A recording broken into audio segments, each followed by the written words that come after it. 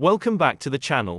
I'm technically not a technician, and in today's video, I'm going to show you how I updated my Mystery Dawson 4-player fix on my Simpsons Arcade 1-Up cabinet so that I can use all 4-player controls on third-party apps like RetroArch, and I'm going to show you how you can now whitelist modified and/or repacked stock APKs.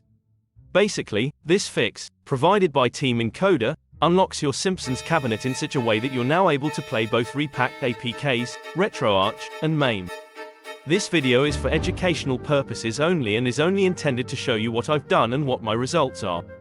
If you choose to modify your systems using this or any other information I've provided from any videos or content I've created, you do so at your own risk. This channel, or any person connected to this video will not be held liable for any choices you make with your hardware or software. Modify at your own risk. For today's task, you will need a high-quality micro USB charging cable. If you need to order one, please find the link in my description. This is an affiliate link, and if you wish to purchase this cable from this link, this channel will get a small commission, and you'll help support this channel. Thank you. We'll also need to download a few items, and to do this, I'm going to head to the Internet Archive, and look at the repositories of Arcade 420, and I'm going to look for two of the downloads located here. The first, that we'll want to get is a file called Control Fix. This is a modified text file that lets us whitelist all of the known repacked and edited stock APK files that can be found on the internet. This is needed because those repacked and edited files will not work with the 4-player fix. The next download that we need to grab is the Mystery Dawson experience. I'll also be getting this from Arcade 420's repository. I'm sure that you can get this off of the Team Encoder webpage, but I'm lazy and already here. However, I'll make sure to link to the Team Encoder webpage, but more importantly, thank you Team Encoder, for this awesome fix. Side note, this is a large download, so please be patient. I'm now going to grab both of the files we downloaded from Arcade's repository, and let's set up our files. To do so, we'll use a zip utility to extract the files. In this case, I'll be using a free program called 7-zip. Please feel free to use your favorite program. When extracting the files, I see that the target files are also in a zip file. Because of this, I'll extract the first zipped file, and I'll then extract the second. The files in the second zipped folder are the ones that we'll need. I'll place these files inside a folder on the C drive of my computer. This fix works best at the root of the drive. Try not to use a folder on the desktop. We'll now copy the files needed into our folder. The amount of time this takes will depend on the speed of your computer, but it shouldn't take too long. Once done, we'll need to move over to the next zip file, and we'll also need to extract the file into the same folder as the other files. When we do this, we'll be asked if we'd like to replace the existing file in the folder. Please make sure you click yes, and let the file copy over. However, before I copy over the file, I feel I should inform you that this file lists all programs that will be whitelisted, and if you wish to add a custom repacked and edited tmnt APK, this is the area where you would enter the package name. If I understand correctly, you'll also need to press enter after entering this information.